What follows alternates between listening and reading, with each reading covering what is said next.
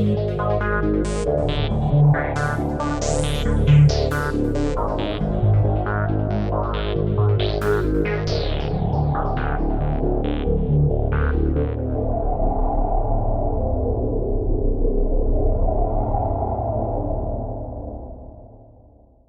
everyone, and welcome to our latest episode of The Trail Went Cold. I'm your host Robin Warder, and today we're going to be presenting the second of our two-part series about the 1962 Alcatraz escape. As you probably know, The Trail Went Cold has just reached our 6-year anniversary as a podcast, so to commemorate the occasion, I decided to cover one of my passion cases, which will be reaching its 60-year anniversary this coming June. But since it's such an extensive story, I decided to make it a two-parter. We released part 1 last week, which outlined the most important facts of the case, and if you haven't heard our first episode yet, I suggest you go back and listen to it, since I'm going to be discussing a lot of the information I previously shared, as well as provide my own theories and analysis. As a brief recap, this story involves 3 convicted criminals, 35-year-old Frank Morris, 32-year-old John Anglin, and his 31-year-old brother Clarence Anglin, who were serving time at the Alcatraz Federal Penitentiary on Alcatraz Island in San Francisco, and decided to orchestrate an escape from what was considered to be the world's most inescapable prison. On the evening of June the 11th, 1962, after several months of meticulous planning, they managed to sneak out of their cells and make it outside the prison walls to the island shoreline. Their plan was to travel across the very cold waters of San Francisco Bay on a makeshift inflatable raft, but they wound up vanishing without a trace.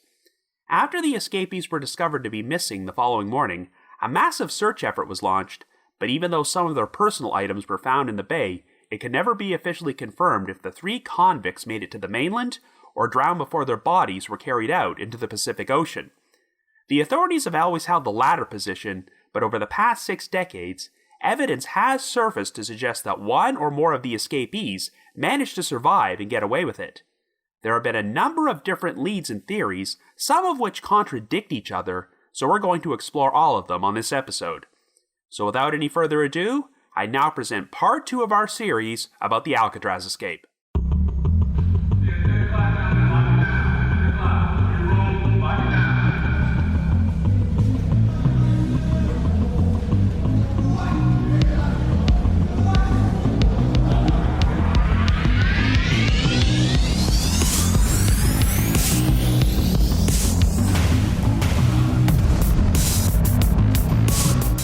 So we'll start off by discussing why this story has managed to captivate people for so many years, as it's arguably the most famous prison escape in the history of the United States. Along with the D.B. Cooper skyjacking from 1971, this involves someone committing an elaborate criminal scheme before they disappeared, and there's been debate about whether their scheme got them killed or if they actually got away with it. Now obviously, since Frank Morris, John Anglin, and Clarence Anglin were all career criminals, you don't want to glorify them, but even some of the investigators who were assigned to find and recapture them have openly expressed their admiration about the ingenuity of their escape plot and the patience that was required to pull it off. Prior to this, there had been numerous unsuccessful escape attempts from Alcatraz, but fellow inmate Clarence Carnes perfectly summed this one up when he said, quote, "Many times through the years, I had met men who had tried to escape, but their flaw had been too little planning and being too hasty. They had not been thorough in their thinking, and that's what defeated them. But not this time." End quote. Of course, if these 3 men had been murderers or rapists, then we probably would be looking at their escape in a much different light, but they were not known for having violent histories and seemed to go out of their way to avoid harming people. I mean, the crime that got the Anglin brothers sent to Alcatraz to begin with was a bank robbery they committed with a toy gun, and they went out of their way to assist a woman at the bank who had fainted, so I doubt they would have harmed innocent people while they were wanted fugitives. John and Clarence were obviously not model citizens, but it sounds like they grew up in poverty, and their family has always maintained that they were not evil people, just individuals who turned to crime because they thought it was the only way they could better their lives. Frank Morris was obviously a very intelligent individual because he had an IQ of 133, but he spent his youth being orphaned and passed around between various foster homes and reform schools, and you have to wonder what kind of life he might have had if he was able to apply his intelligence towards something else other than crime and elaborate prison breaks. One aspect of the story which many people do not know is that in addition to Alan West, there were apparently 2 other convicts who were invited to participate in the escape at the very beginning. As I mentioned in the last episode, the group managed to sneak out of their cells by crawling through the ventilation ducts, and after the breakout, a prison-wide shakedown was performed, and it uncovered holes which had been drilled into the ventilation grills inside cells belonging to inmates Robert Leroy Williams and June Hayward Stevens.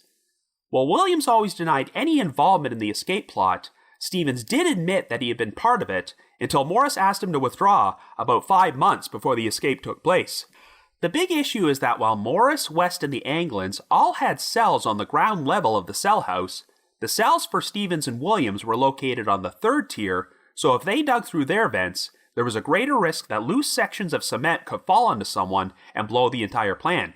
Furthermore, the vent openings in the upper level cells were located several feet above the floor in the utility corridor, and it would have been too risky for Stevens and Williams to crawl through and grab onto the pipes and climb to the roof from such an elevated position. But even though they were no longer going to participate in the escape, the 2 inmates agreed to assist the others and provide them with materials, as Morris and Williams were friends and worked together in the glove shop. But while Stevens had been incarcerated for bank robbery, Williams was serving a life sentence for murder, as he had been an Army private stationed at Fort Dix in New Jersey in 1952 when he bludgeoned a sergeant named Herman Weiner to death with an iron poker before stealing his car. So if Williams, a convicted murderer, had managed to break free, you have to wonder if people might have looked at the Alcatraz escape in a much different light.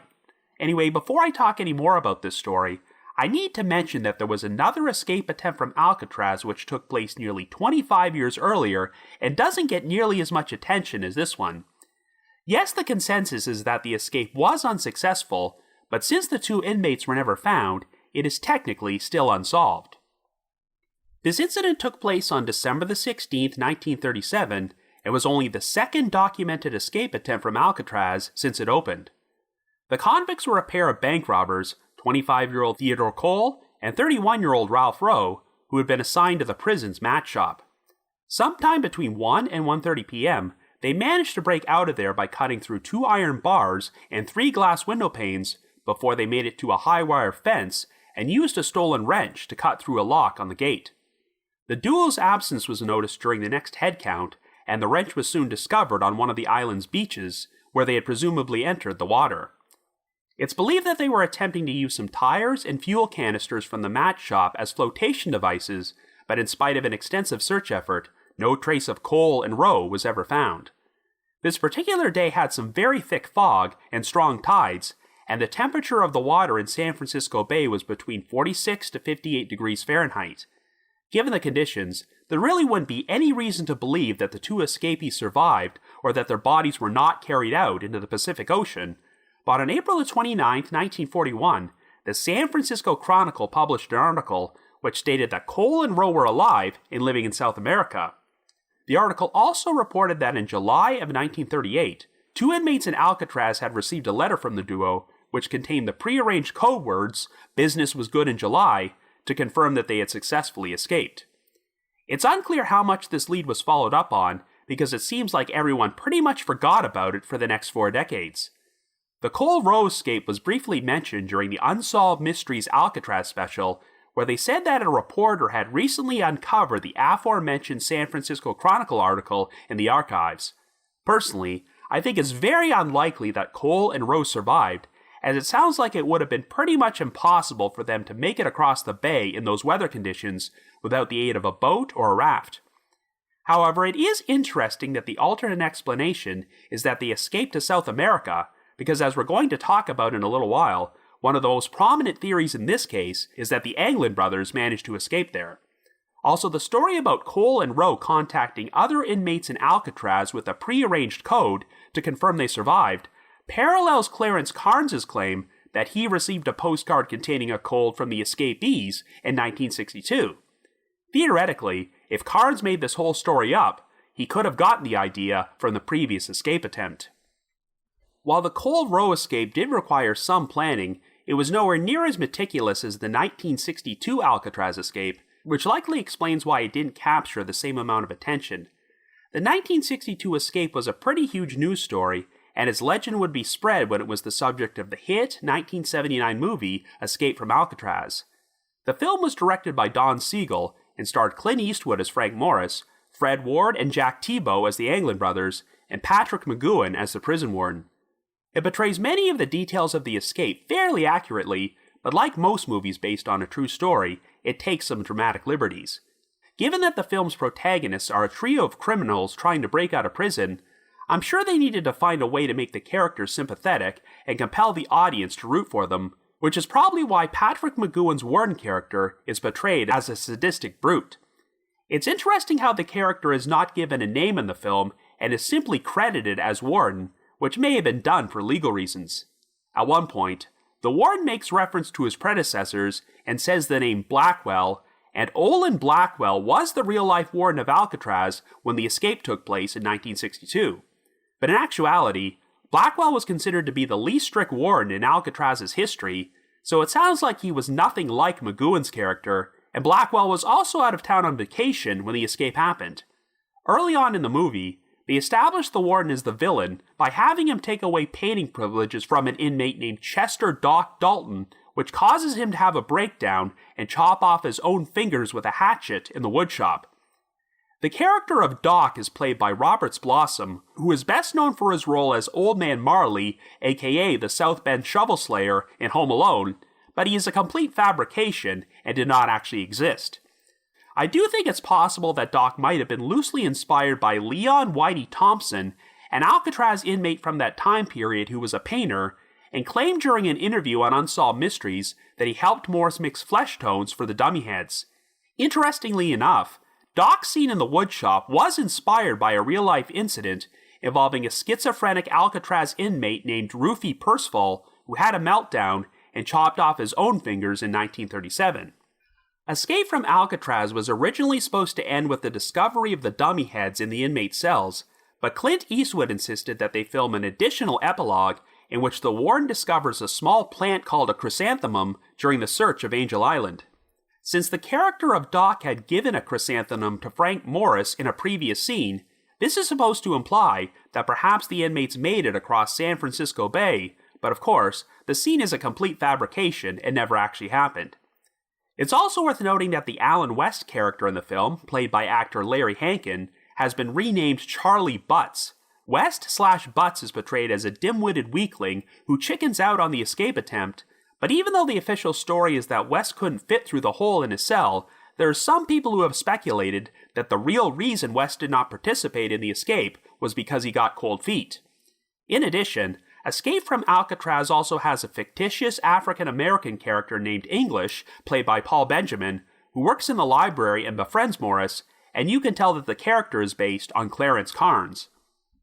So I've already mentioned numerous times that my personal introduction to the Alcatraz escape was the 90-minute special episode Unsolved Mysteries produced about the story in February of 1989. Before I talk more about the special, I just want to share an interesting story I heard in an email which was sent to me several years ago by a gentleman named Brian Gardner, a local actor and musician who was cast to play John Anglin in the reenactments. According to Brian, he got the role through a woman who owned a production company, but after he completed filming, he never actually got paid for his work because this woman suddenly skipped town and disappeared without even paying for the temporary office she had set up for her so-called company.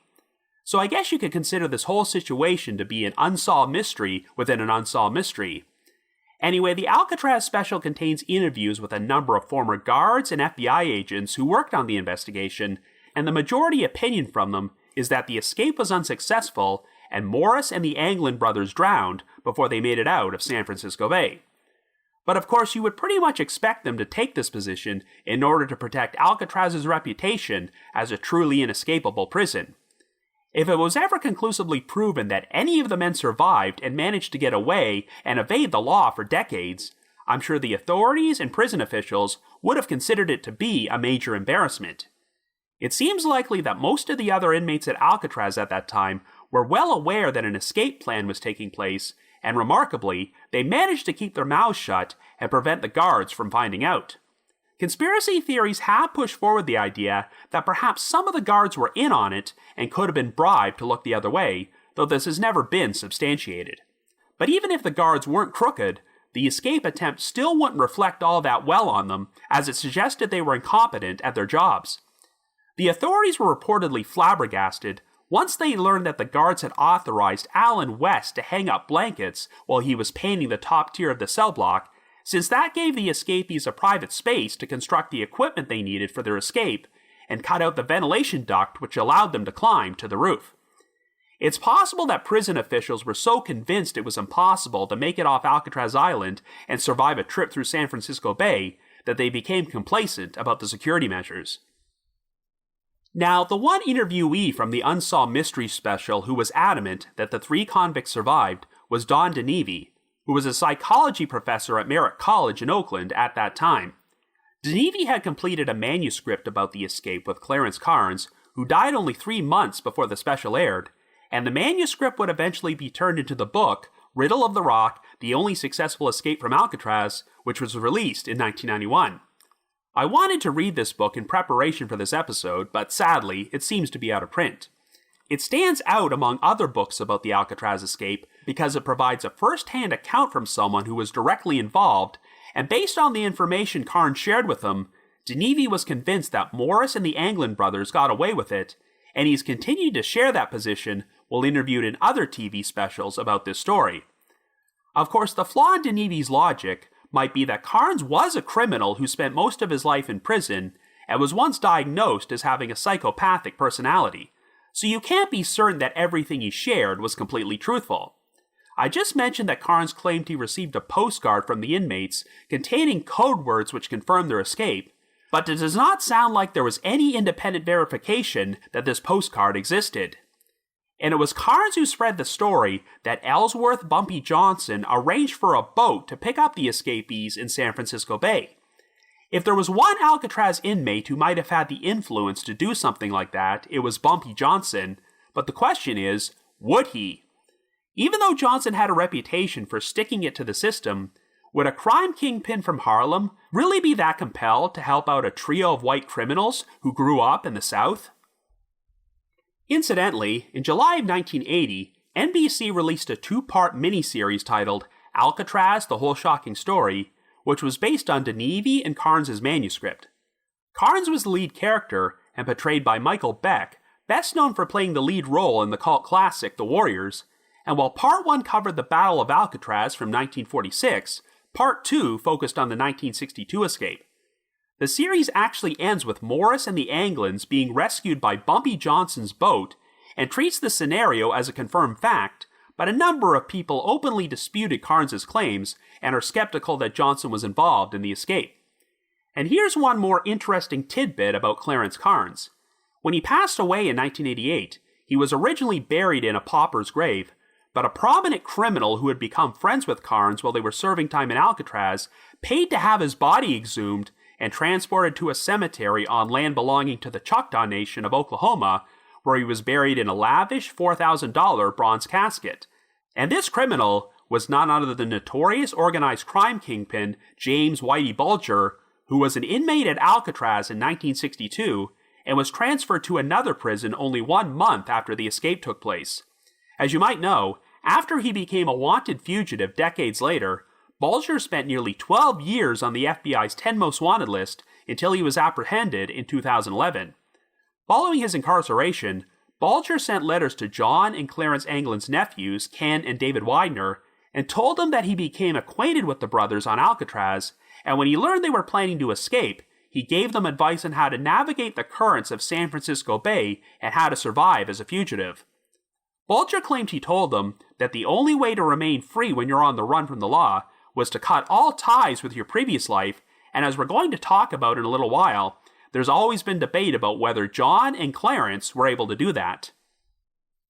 So getting back to the subject of the Unsolved Mysteries special, I mentioned in part 1 of this episode that it featured an experiment where endurance swimmer Dave Horning attempted to swim across San Francisco Bay from Alcatraz Island, and a trio of professional kayakers traveled the same route in a homemade raft constructed out of the exact same materials the escapees used. I suppose it's only appropriate that the special ended on an ambiguous note, as Horning completed the swim successfully, while the makeshift raft fell apart before the kayakers made it very far, so you're left feeling uncertain about whether or not the 3 inmates could have survived the trek. But of course, unlike the real escape, the Unsolved Mysteries experiment was performed during the daylight, and there's no way they could completely recreate the exact conditions the escapees would have faced on the evening of June the 11th, 1962. In 2003, the popular Discovery Channel show Mythbusters decided to perform their own experiment where the hosts attempted to travel across San Francisco Bay in a raft, which was constructed out of the exact same materials, and they actually managed to make it. But while they performed this experiment at night, once again, there's no way to completely recreate the same conditions. It is true that a number of people have successfully completed swims across San Francisco Bay, and for the past 4 decades, the city has even held an annual event called the Escape from Alcatraz Triathlon, which requires participants to complete a 1.5-mile swim from Alcatraz Island to Aquatic Park before they compete in a 20-mile bike ride and an 18-mile run. And not surprisingly, none other than Dave Horning won the triathlon the first 2 years it was held. So obviously, Horning had lots of prior experience before he completed the swim for the Unsolved Mystery Special, and just because he made it does not necessarily mean that Morris and the Anglin brothers could have been as successful. Now, the Anglins were very skilled rafters and swimmers because they had grown up in the Florida swamps, and they apparently once completed a swim through the frigid waters of Lake Michigan while ice was still on the surface. However, at the time they attempted their escape, they had also spent the past 4 years behind bars without the opportunity to get much exercise or stay in top physical condition. So would these 3 men have been capable of a lengthy swim through very cold water with strong currents? I know that Alcatraz always made sure to keep the water in their showers extra warm because they did not want to give their inmates the opportunity to adapt their bodies to cold temperatures. In our last episode, I mentioned that an inmate named John Paul Scott attempted his own escape 6 months after this one, and he did manage to survive a swim across the bay and reach the mainland. However, he was barely alive by this point, as Scott had passed out from hypothermia and exhaustion, and it was just blind luck that the currents happened to carry his body to that spot. If Morris and the Anglins managed to complete that swim, would they even have been physically capable of traveling any further? But on the other hand, and this point is constantly used to defend the idea that they survived, the entire escape was so meticulously planned that you'd think they would have thought this whole thing through. Remember, Frank Morris was an intelligent criminal with an IQ of 133, so you'd like to think he was well aware that the chances of surviving a trip across San Francisco Bay were not great, and would have devised some way to account for this. Technically, the only person who could reveal the full details of the escape plan was Alan West, who got left behind and told the authorities that they were planning to paddle to Angel Island and cross Raccoon Strait from there to the mainland before they stole a vehicle and fled the area. However, we cannot even be certain if West was being truthful, as he easily could have shared a false escape plan in order to lead the authorities in the wrong direction. If the group actually had a boat waiting for them in the bay that night, would West have said anything about that? In 2014, scientists and researchers from the Delft University of Technology in the Netherlands decided to perform a computer reconstruction of the escape based on all the information they had available about the conditions that night. They concluded that the escapees' best chance of success would have been if they left Alcatraz Island between 11:30 p.m. and midnight, because this was the time period when the outgoing tide slackened. If they made it to Horseshoe Bay, just north of the Golden Gate Bridge, some of the items which were found near Angel Island during the search effort, such as the paddle and the waterproof packet, could have floated back to that location. But the study also concluded that it would have been very difficult for the inmates to reach the mainland if they left before or after that 11:30 to midnight window, and given that they originally left their cells shortly after 9:30, it seemed likely they would have first entered the water sometime between 10 o'clock and 10:30. But as we're going to discuss in a little while, one of the alternate theories is that the 3 men actually spent a few hours laying low on the island until they hitched their raft to a ferry, which left shortly after midnight. If this was their plan all along, then all this debate about whether they could have survived a swim or a rafting trip across the bay might be irrelevant. On the opposite side, one of the biggest arguments which has been used in favor of the 3 men not surviving is that they were career criminals who have been committing crimes and spending time in and out of prison and reform schools since their teens. Would they really have been capable of turning their lives around and staying off the radar by remaining law-abiding citizens who managed to avoid getting caught? Yes, that might seem hard to believe, but I guess it would depend on the circumstances. Evidence has emerged to suggest that at the very least, the Anglin brothers managed to flee the country and start a new life in Brazil, in which case it would have been a lot easier for them to stay off the radar, particularly in the pre-digital world of the 1960s and 70s. For around 2 decades, the lead investigator on the Alcatraz escape was Art Roderick of the United States Marshal Service, who has since retired, but has become a recognizable figure in the true crime world for his work investigating the disappearance of Maura Murray, and he was featured in the History Channel documentary Alcatraz: Search for the Truth. Incidentally, Roderick also made an appearance on the aforementioned Unsolved Mystery special, though it had nothing to do with the Alcatraz escape, as he was interviewed during a separate segment about a wanted escaped prisoner named Jean-Marie Gagnon. For reasons unknown, this particular section is cut out of the FilmRise version of the Unsolved Mystery special, which is currently available on Amazon Prime and YouTube, but as someone who taped the original uncut version of the special off TV back in the day, I vividly remember it. I also attended a very interesting presentation about the Alcatraz escape at CrimeCon 2019 in New Orleans, which was hosted by Roderick. While he personally believed that all 3 escapees drowned in San Francisco Bay shortly after they made it off Alcatraz Island, he still pursued every lead which came his way, and even admits that the recent lead involving the alleged photograph of the Anglins in Brazil caused him to reconsider his position. There have been so many different leads involving these escapees that they often contradict one another, so they obviously cannot all be true. I haven't even addressed this one yet, but there is one particularly outrageous scenario where Morris and the Anglins were murdered by 2 criminals who aided in their escape. So if you go on Amazon Prime and YouTube, you'll find a documentary titled Alcatraz Prison Escape: Deathbed Confession, which is narrated by actor Danny Trejo, of all people. And hilariously enough, the cover art for this documentary features Danny Trejo's face superimposed over Alcatraz Island, even though he's only the narrator and doesn't actually appear on screen. The scenario presented here is that a man named John Leroy Kelly made a shocking deathbed confession about the Alcatraz escape that was transcribed by his nurse, who turned it over to the authorities. Kelly claimed that he and an accomplice named Robert Michael Lyle were hired to pick up Morris and the Anglin brothers in a boat, and subsequently drove them up north inside a truck in order to sneak them across the border into Canada.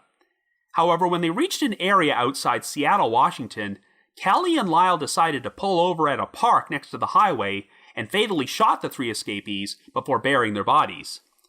Kelly claimed they were given $60,000, which had been collected by the inmates' families in order to assist the men with their escape, but he and Lyle decided to kill them instead so they could keep the money for themselves. The documentary showcased Art Roderick and another U.S. Marshal named Mike Earp, who happens to be a descendant of famous lawman Wyatt Earp, traveling to the area in Washington state that Kelly described to search for the escapees' bodies, but they found nothing. The most interesting detail Kelly provided during his confession was that he and Lyle had painted their boat white a few days before the escape, as a witness had reported seeing a white boat in San Francisco Bay that night. But unfortunately, that's one of the only parts of Kelly's story which rings true, as he portrays the escape plot as an elaborate conspiracy involving several criminals who spread a lot of money around to bribe the guards. Halley even alleges that the prison chaplain smuggled correspondence in and out of Alcatraz in order to coordinate the escape. If this many people were in on the escape plan, it seems very unlikely they could have all kept their mouths shut for several decades, and the authorities have always maintained they never found any evidence that Morris and the Anglins had outside assistance. The most head-scratching portion of the documentary is when they read out a segment from Kelly's confession letter, in which he describes meeting up with a nun named Eugenia McGowan, who provided him with payoff money and instructions for the escape. If that name sounds familiar, it's because Eugenia McGowan was a San Francisco attorney who came forward after she received a phone call at her office from a man claiming to be John Anglin a few days after the escape. McGowan always maintained that she had never heard of John Anglin before that call took place, so where did Kelly get the idea that she was a nun who was part of this massive conspiracy? As far as I'm concerned, this pretty much destroys the credibility of Kelly's confession, as it almost sounds like he took various details he had heard about the escape and compiled them together into a false story. Obviously, if Morris and the Anglins were murdered and buried somewhere a short time after they escaped, then you can completely discount all the other reported sightings of them, but this is the one lead I don't put much stock into. Indeed, one of the biggest issues with the idea of the 3 inmates coordinating an escape plan with anyone on the outside is that it would have been very difficult to pass information back and forth. Remember, the main reason most of these inmates were sent to Alcatraz to begin with was because they were known for being troublemakers who liked to make escape attempts from other prisons, which is why there were so many restrictions. The prisoners were not allowed to make phone calls, and all their incoming and outgoing mail was screened, so it would have been very difficult to communicate with anyone to let them know they were breaking out at a specific time on the evening of June the 11th, 1962. Morris was pretty much considered to be a loner who did not have any close family members, but while John and Clarence hailed from a large family with several siblings, most of them lived on the other side of the country in Florida and did not seem to have the financial resources to make trips to and from San Francisco. The 3 men only wound up at Alcatraz because they were transferred there from other prisons, but they didn't have any known ties to California. Barring the possibility of widespread corruption among the guards, it sounds like it would have been very difficult for them to coordinate an escape plot with outsiders and arrange for someone to pick them up. Yes, I suppose a prominent crime kingpin like Ellsworth Bumpy Johnson might have had the influence to pull something like this off, but would he have been willing to assist these 3 particular inmates? All that being said, we do have the eyewitness sighting from police officer Robert Checkey, who reported seeing a boat in San Francisco Bay between 12:30 and 1 a.m. that night, and it sounds like it was very unusual to see unauthorized boats in such close proximity to Alcatraz Island. Checkey would say that when he reported this sighting, he felt like the FBI interrogated him about it rather aggressively, almost as if this story was creating a massive hole in their narrative that the 3 men drowned. I believe Checkey is a credible witness and probably did see a boat, but did it have any connection to the escape? Well, let's backtrack and look at the events which took place prior to this. So Alan West confirmed that the inmates left their cell shortly after 9:30 p.m., which is when the first head count would take place after lights out, but since West could not make it out of his cell, we technically don't have any living witnesses who could verify the exact time the 3 men first entered the water in the raft. I previously mentioned a study from the Netherlands which calculated that the most ideal time to travel across the bay that night would have been between 11:30 p.m. and midnight, but obviously, the escapees would not have had the resources to calculate something like that back then. If West's account is truthful, and their plan was to paddle to Angel Island, then they most likely entered the water sometime between 10 o'clock and 10:30. Under normal circumstances, it wouldn't make much sense for that mysterious boat that Robert Checkey saw to be in the bay approximately 3 hours after the escapees broke out, but the alternate theory is that they could have paddled around the perimeter of the island to the boat dock in order to tie their raft to the back of the prison ferry, which left at 12:10 a.m.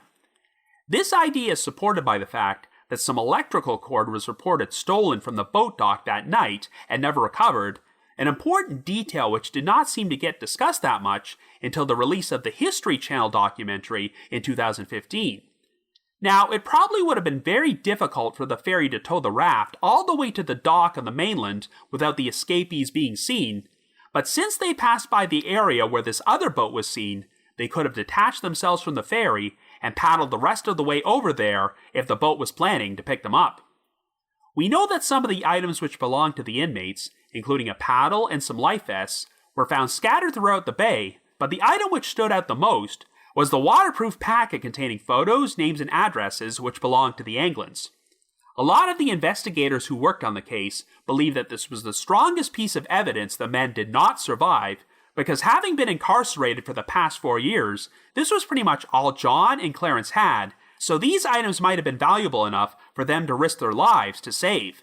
However, the opposing argument is that if they already had a foolproof escape plan, the Anglins could have dumped these items intentionally in order to give off the false impression they drowned.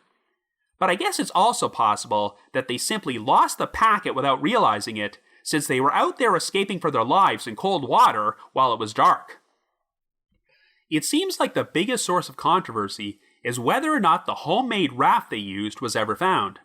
For decades, the official story from the FBI was that it wasn't, until U.S. Marshal Michael Dyke uncovered a couple of original FBI documents which stated that not only was a raft found on Angel Island following the escape, but there were also a set of footprints leading away from it.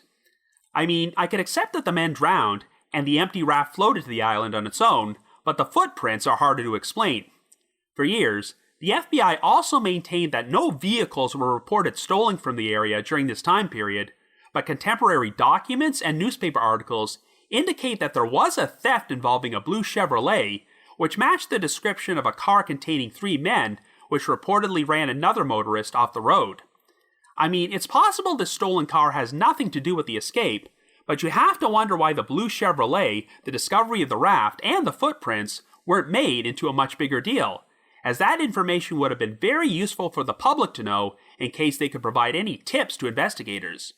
I don't want to sound like I'm spouting conspiracy theories, but if those documents about the raft being found are accurate, it makes you wonder if the authorities intentionally withheld this information because they wanted to maintain their story that the 3 inmates drowned and save themselves the embarrassment of acknowledging that they successfully escaped from Alcatraz.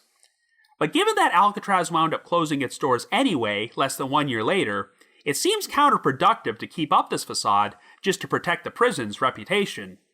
But obviously, if the 3 men did manage to paddle the raft to Angel Island, and those footprints belonged to them, then this might discount the theory of them hitching a ride with the prison ferry and escaping on another boat. The other piece of evidence which might point towards the men not surviving was the alleged sighting of a body by the Norwegian steamer ship, the SS Norefjell, 1 month later. The body reportedly matched the description of Frank Morris, but even if it was him, who's to say that Morris didn't drown while one or both of the Anglin brothers still survived? Ever since it was constructed, thousands of suicidal people have elected to end their lives by jumping off the Golden Gate Bridge, and it's estimated that the bodies of 1 out of every 3 victims who end up in San Francisco Bay are never recovered. Hell, in my last episode, I shared the story of a man named Seymour Webb who jumped off the bridge on the exact same date the escape took place, but even though the Coast Guard performed a search almost immediately after his body hit the water, they were unable to recover him. Given that the Norefjell spotted the body about 20 miles from the bridge, it could have easily belonged to some jumper rather than one of the escapees. In fact, it's entirely possible this body could have been the unidentified individual known only as John Bones Doe, as he washed ashore 7 months later, only about 10 miles from that location, and DNA testing confirmed that he had no genetic connection to Morris or the Anglins. I would not discount the idea that 1 or 2 of the escapees could have perished, but not all of them. Remember, the statistics are that 1 out of every 3 victims who die in San Francisco Bay are never recovered, so if all 3 of these escapees drowned, what are the odds that none of their bodies would be found? It just seems surprising that they were unable to recover conclusive evidence that at least one of them died. I do think it's possible that Morris may not have survived the escape attempt, but the 2 brothers did, particularly since John and Clarence were known for being stronger swimmers. We have had a few reported sightings of Morris over the years, such as the man claiming to be his cousin who said he met Morris in a park following the escape, but it seems like the majority of the sightings involve the Anglins, and there is more credible evidence to suggest they survived. The first potential lead, which pointed to them still being alive, was the phone call Eugenia McGowan received from the man claiming to be John Anglin, who wanted to arrange a meeting with the U.S. Marshal Service. Given that the escape had already become huge news in San Francisco at this point, the authorities were inclined to write off the call as a prank, as I'm sure a story like this is always going to attract a number of hoaxers. In fact, at one point, Warden Olin Blackwell wound up having a postcard mailed to him at Alcatraz, which was signed by Morris and the Anglins, and had the words, "I made it," written on there. But the card was dismissed as a hoax, since the handwriting did not seem to match any of the escapees. However, if the phone call to McGowan was a prank, it was a pretty bizarre one, because why would someone decide to phone this particular law office? Yes, McGowan's husband was known for representing Alcatraz inmates, but how many people would have known that? It doesn't sound like Morris or the Anglins had any connection to this office, but perhaps some other inmates could have told them about it. If by chance the caller was John, why would he be wanting to arrange a meeting with the U.S. Marshal Service? This seems to indicate that he was hoping to negotiate a surrender, but nothing I've seen about the escape would indicate that any of these men wanted to give themselves up. Obviously, the biggest piece of evidence which points to the Anglins having survived the escape is the alleged photograph of them in Brazil in 1975. But if the photo is authentic, and a number of experts seem to believe it is, then we still have a 13-year gap and a lot of unanswered questions about how the brothers made it down there to begin with. I mean, it was a lot easier for a wanted criminal to flee the United States and escape to a foreign country 6 decades ago than it is today, but the Anglins would not have had a lot of money and resources, so how would they have pulled this off? The FBI had been receiving tips that Clarence Anglin was in Brazil as early as 1965 and couldn't find any evidence to substantiate it, but I would like to explore how this Brazil scenario meshes up with a lot of the other theories in this case. Obviously, this would completely go against the so-called confession from John Leroy Kelly that the escapees were taken to Washington State and murdered immediately after they broke out. Another lead was the America's Most Wanted interview conducted with former inmate Thomas Kent in 1993, who claimed that Clarence's girlfriend had arranged to meet the escapees after they made it across the bay and drive them to Mexico before they made it to South America. It is true that Clarence had a former girlfriend named Ruth, and he actually painted a portrait of her in his cell, as the brothers took up painting as a cover for why they obtained flesh-tone paint to create the dummy heads. But I have no idea if they were still in touch at this point, and given that the brothers had been incarcerated in various prisons for nearly 4 years, would Clarence have even still had a girlfriend, let alone one who would be willing to help him flee the country? However, one part of Kent's story which does seem to ring true is that the inmates have been studying Spanish books in the months prior to their escape, which does suggest that they were planning to escape to a Spanish-speaking country. But it is worth noting that the official language of Brazil is Portuguese, though Spanish is still spoken there. It's also possible that the Anglins did not actually travel to Brazil until years after they escaped, which is supported by the fact that signed Christmas cards from John and Clarence supposedly showed up in their mother's mailbox around Christmas of 1962 and for a few Christmases after that. The story goes that these cards were found inside the mailbox without envelopes, meaning that the brothers would have had to physically place them there rather than mail them. While testing indicated that the handwriting on the cards likely did match John and Clarence, without a postmark or any other evidence to show when they arrived, we still cannot be certain if these cards were written after the escape. I guess it's possible the Anglin family could have thrown out the original envelopes to conceal where they were originally sent from, as these cards were provided to Art Roderick by John and Clarence's nephews, Ken and David Widener, decades after the fact. Given how the family was constantly being watched by the FBI in the years following the escape, it would have been incredibly brazen for the brothers to just show up outside their mother's home to drop off Christmas cards. But if they did leave the country at some point, then perhaps this explains why the cards stopped arriving after 1964, as the FBI received their first tip about Clarence living in Brazil the following year. But we also have this strange story of 2 odd-looking women showing up at Rachel Anglin's funeral, whom some people believe might have been John and Clarence in disguise. This scenario is so outrageous that it sounds like something out of a screwball comedy, but it seems like numerous witnesses recall seeing those women there. However, the funeral took place in 1973, and the photo of the brothers from Brazil was allegedly taken in 1975, so would John and Clarence have been brazen enough to travel back and forth from there to the United States just to pay respects to their mother? Before he passed away over a decade ago, John and Clarence's brother, Robert Jr., supposedly gave a deathbed confession that he kept in contact with them until at least 1987, so if Robert is telling the truth, this could provide an explanation for how they found out about their mother's death. It's also interesting that we have a story about 2 unidentified bearded men showing up at the funeral for their father, Robert Anglin Sr., in February of 1989, only a few days before the Unsolved Mystery special aired, so how crazy would it have been if John and Clarence were wandering around in plain sight around the same time their story was getting shared on national television again? It was after the airing of the Unsolved Mystery special when a couple of tips came in from witnesses who thought they had seen Clarence living on a farm in Marianna, Florida, which is about 5 hours away from Ruskin, where Robert's funeral would have taken place. Again, it seems risky for the brothers to take a trip from Brazil to the United States just to pay respects to their father, But if they were hiding out in Florida at that time, then I could see them resurfacing to do this. We also have this bizarre saga with John and Clarence's brother, Alfred Anglin, and I have to confess that I was not even aware of this part of the story until I watched the History Channel documentary. As you recall, Alfred was incarcerated at Kilby Prison in Alabama for his role in the bank robbery he committed alongside John and Clarence, but he wound up being killed after electrocuting himself in a failed escape attempt in 1964. However, the Anglin family did not believe this story and suspected that Alfred was beaten to death by the authorities in order to get him to reveal where his brothers were.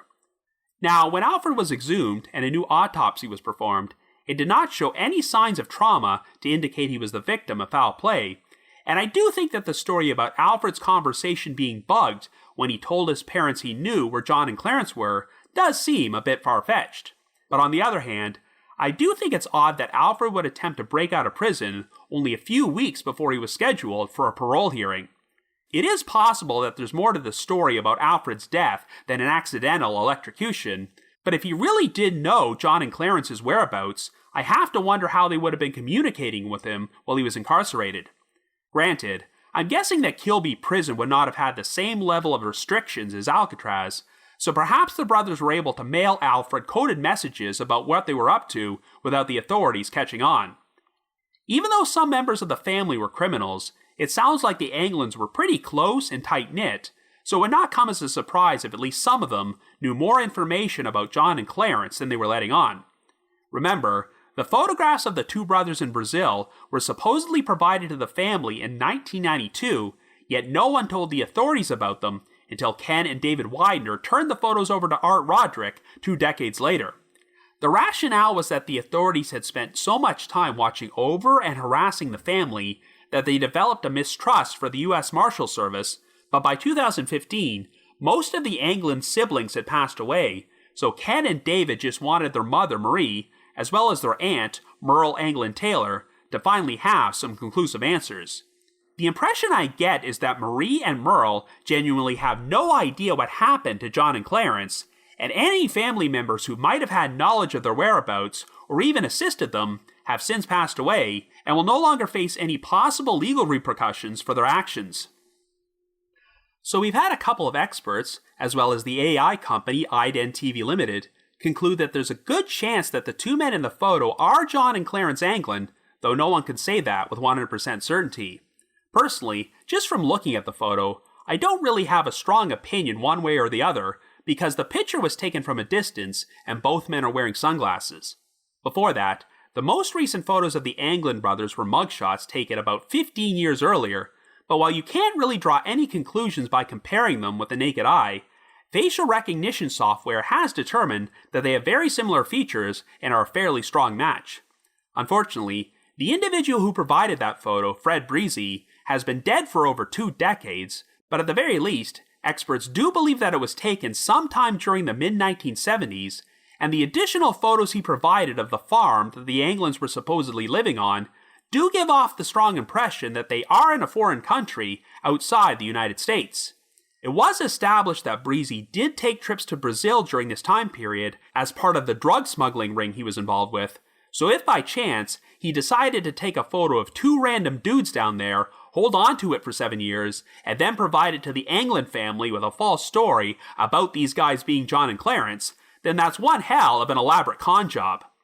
But in spite of Breezy's credibility issues, he was a childhood friend of the Anglins. While it might seem implausible that 2 of America's most wanted fugitives would allow themselves to be photographed at the location they were hiding out, Breezy might have been one of the only guys the brothers would trust enough to do this so he could deliver the photos to their family.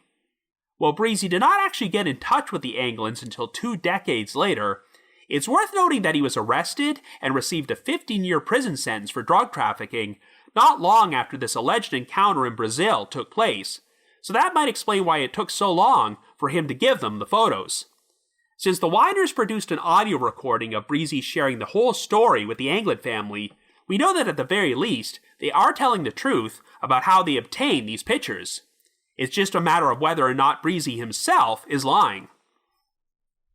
Now, if there's one part of Breezy's story which doesn't ring true, it's his claim that he just happened to bump into the Anglins at a bar in Rio de Janeiro before they invited him back to their farm. The idea that these childhood friends, who grew up in an unincorporated area of Florida, just had a chance encounter in a bar over 4,000 miles away seems pretty unbelievable. Even if Breezy is telling the truth about meeting John and Clarence down there, he may have fudged details of the story. Since Breezy was a pilot who would transport drugs back and forth between Florida and South America, maybe he was the one who took the Anglins to Brazil to begin with.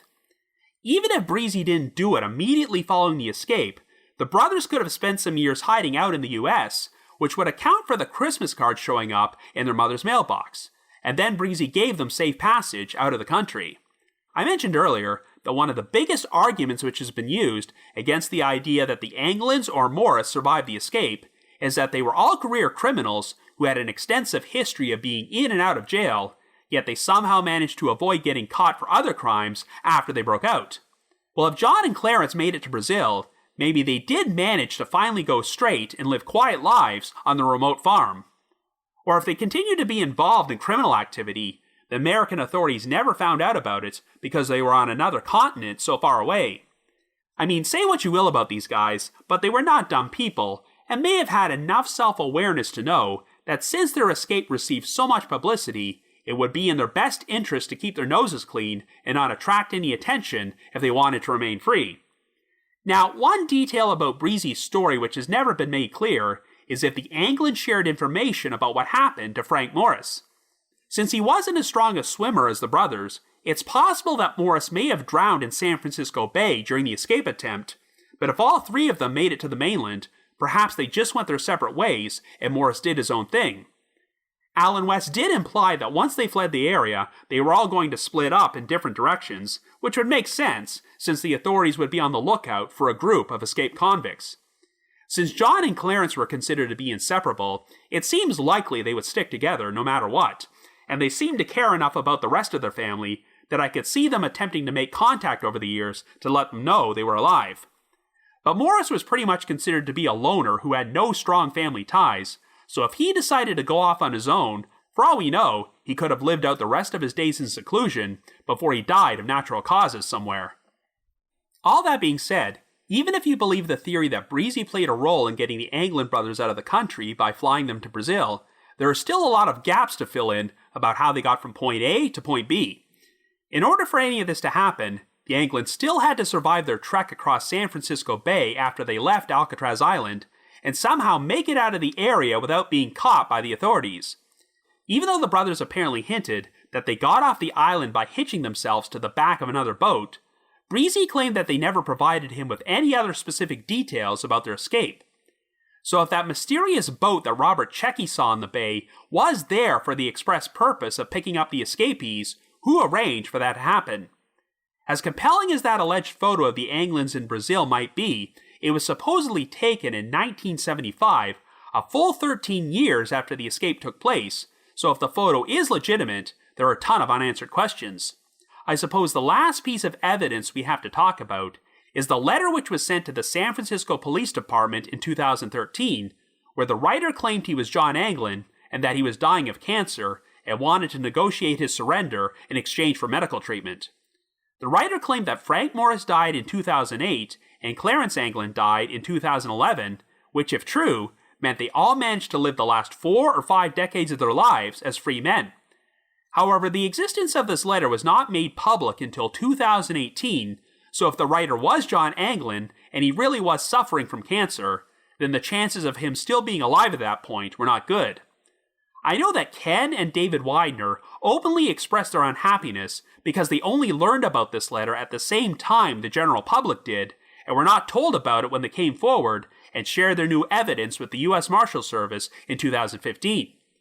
Since there was no conclusive evidence to prove the letter was written by John, it sounds like the Marshals were inclined to believe it was a hoax, and one of the biggest issues is that it seems to contradict the theory involving the photograph.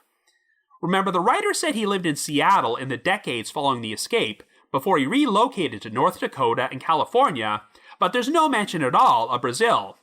If the letter was a hoax, it was originally written 2 years before the History Channel documentary was released and revealed the whole Brazilian connection, so the writer wouldn't have known about it at that time.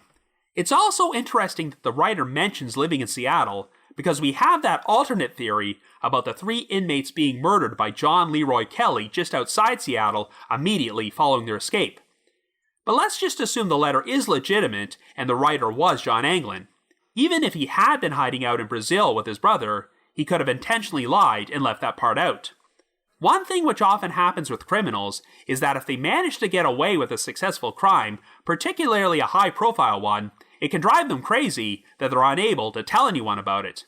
So if John knew he did not have much time left, and there was little chance of him serving a long prison sentence, maybe he decided he wanted to resurface and finally reveal that he had beaten the Rock and survived the most famous prison escape of all time and managed to get away with it for over 50 years.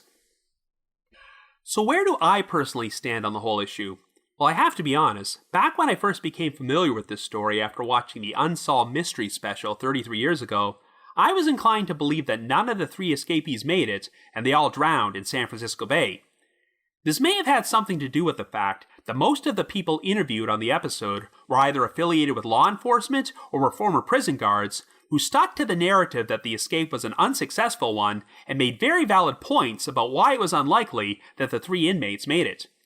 I pretty much continued to hold this position for the next few decades, but I have to acknowledge that the discovery of the photograph from Brazil has softened my stance quite a bit. I still do think there's a good possibility that Frank Morris did not survive the initial swim across the bay, but in addition to the photo, I do think there is enough compelling evidence to suggest that John and Clarence Anglin could have made it and lived for a number of years following the escape. I know there have been divisive reactions about whether or not that photograph is legitimate, but I think it only opens up another question. If Fred Breezy was lying and orchestrating a hoax, and those 2 men pictured are not John and Clarence Anglin, then who are they? If we were just basing this Brazil theory off of Breezy's original story, then I would probably be a lot more skeptical, but this photo does exist and features 2 men who have never been positively identified. Given that the photo is nearly 50 years old, if those 2 men are not the Anglin brothers, then there's a good chance they are no longer alive at this point. But the photo has been circulated a lot since 2015 and is easily available for viewing online, so if those 2 guys are someone else, maybe there's a chance they will be recognized and identified, and this lead can finally be put to rest. However, until it can be proven that those men in the photo are not John and Clarence, then I don't think you could completely discount the possibility that they survived and got away with it. At the time of this recording, if by chance any of the escapees are still alive, Frank Morris would be 95 years old, John Anglin would be 91, and Clarence Anglin would be 90. At this point, the odds of any of them being found alive are slim, but if they are currently alive and living in a foreign country, I can only imagine the red tape involved in getting them extradited back to the United States before they pass away. For all we know, all of them might be buried in paupers' graves located thousands of miles away. But since the U.S. Marshal Service never closes cases involving wanted fugitives until they reach their 100th birthday, they still have a couple more years to continue their investigation and explore all potential leads. If the 3 men all drowned in San Francisco Bay on the same night they left Alcatraz Island and were swept out into the Pacific Ocean, then recovering the remains will pretty much be impossible, and I suppose that's one reason you want to believe they did make a successful escape. Not because you necessarily want to root for escaped criminals, but because finding out they made it might be the only way to get a definitive answer to this mystery once and for all. So if by chance you happen to have any information about the whereabouts of Frank Morris, John Anglin, and Clarence Anglin, please contact the U.S. Marshal Service San Francisco office at 415-436-7677. That's 415-436-7677. But if you just have your own thoughts about what happened, feel free to leave me a comment or send me an email to robin.warder@icloud.com. That's robin.warder@icloud.com. Now the reminder that The Trail Went Cold is on Patreon, so please visit patreon.com/thetrailwentcold to learn how you can support our podcast and become eligible for some pretty neat rewards. This past month, I actually recorded a special bonus episode with Charlie, host of the Crime Lines podcast, in which we discussed a bizarre missing children's case from Spain about the disappearance of 10-year-old Juan Pedro Martinez Gomez. In addition, we dropped an exclusive bonus episode from my spin-off podcast, The Path Went Chilly, in which myself and my co-hosts, Jules and Ashley, discuss another classic case from Unsolved Mysteries, the 1987 disappearance of Dale Kerstetter. And for our patrons in Tier 3, I've recorded another new audio commentary track which can be played over a classic episode of Unsolved Mysteries. I'd also like to give a shout out to our most recent listeners who have signed up with us on Patreon this week, and they are Jason M., Darkly Darcy, and Alyssa P. Thank you so much for your support. I also wanted to mention that this coming Saturday, February the 26th, from 8 until 11:30 p.m. Eastern Standard Time, we'll be holding another live watch marathon in which we will be screening classic segments from Unsolved Mysteries in which you can chat with myself and your fellow listeners. You can find a link to the screening room for this session pinned at the top of our social media pages and in our show notes. So once again, the live watch is this coming Saturday, February the 26th at 8 p.m. Eastern Standard Time, and we hope to see you there. I also wanted to take a few moments to give a plug to my friend Tawny Plattis, a voice actor who hosts the Death is Hilarious podcast and has earned herself a gig being the narrator for an audiobook titled Lies and Bone, the award-winning debut novel from Natalie Simons. The novel has already won the Best Book Award and the Dragonfly Literary Award, and involves a tough-minded young woman named Frank who must uncover her family's dark past if she wants to solve a decades-old unsolved crime and keep her sister away from the hands of the state. Lies and Bone is now available on audible.com, and I highly recommend it, and I hope you check it out, since Tawny provides the absolutely perfect voice to narrate this compelling story. I'd also like to mention that later this year, provided that it becomes safe to travel again, the Trail Went Cold is going to be appearing on Podcast Row at 2 separate CrimeCon events. One of them is the regular CrimeCon, which is being held at Paris and Bally's in Las Vegas from April the 29th until May the 1st. If you would like to purchase tickets, we already have our own personalized promo code to receive a 10% discount off a standard badge. Please visit crimecon.com and enter the promo code TRAIL. I'm also hoping to appear at CrimeCon UK, being held at the Leonardo Royal Hotel and Spa in London on June the 11th and 12th. If you would like to get a 10% discount on tickets to this event, please visit crimecon.co.uk and use the promo code COLD22. In addition, I wanted to provide another reminder that I hold live streaming sessions on a platform called Get Vocal. Every Thursday night from 7 until 8 p.m. Eastern Time, I host what is essentially an after show for each week's podcast episode, where I have an interactive discussion about the featured case from said episode and answer questions and address comments from listeners. I always include a link to these sessions in our show notes, so be sure to check there for more information or visit getvocal.com. That's GETVOKL.com.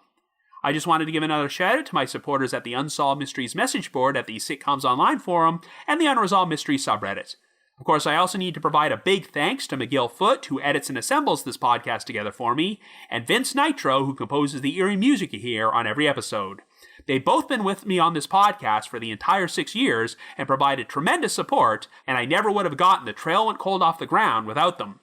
If you haven't already, you can like us on Facebook, follow us on Twitter, or leave us a rating or review on Apple Podcasts, Stitcher, Google Podcasts, or Spotify. Anyway, it's surreal to think that The Trail Went Cold has reached its 6-year anniversary milestone, as it's not easy for an independent podcast like ours to make it that far. But all this time, we're still grateful for the amazing support of our listeners who have stuck with us all these years, so thank you all so much for making this such an amazing ride. Have yourself a great week and join us next Wednesday for our first brand new episode of Year 6 of The Trail Went Cold.